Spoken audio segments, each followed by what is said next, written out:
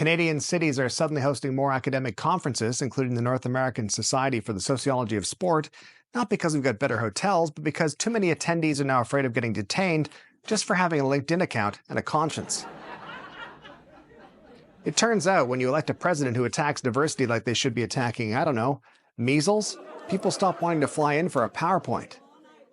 One Canadian professor canceled their US travel because, quote, it feels very dangerous.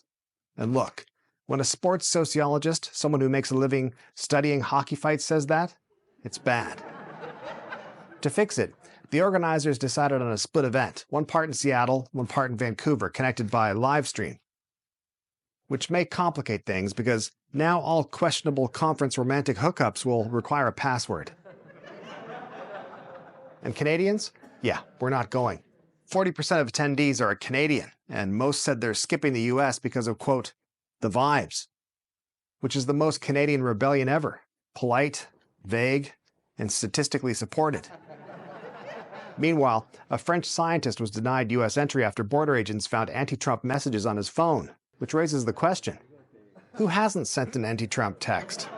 Canada should start checking US visitors' phones and refuse them entry into Canada if they don't have any anti-Trump messages. One Canadian professor was detained so long he missed his flight entirely. It's the only academic paper to include the phrase strip search in the methodology.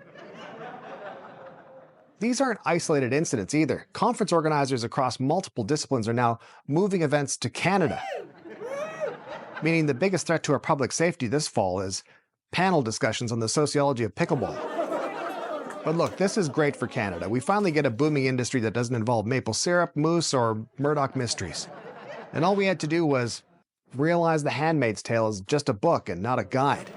So, you're welcome, tourism.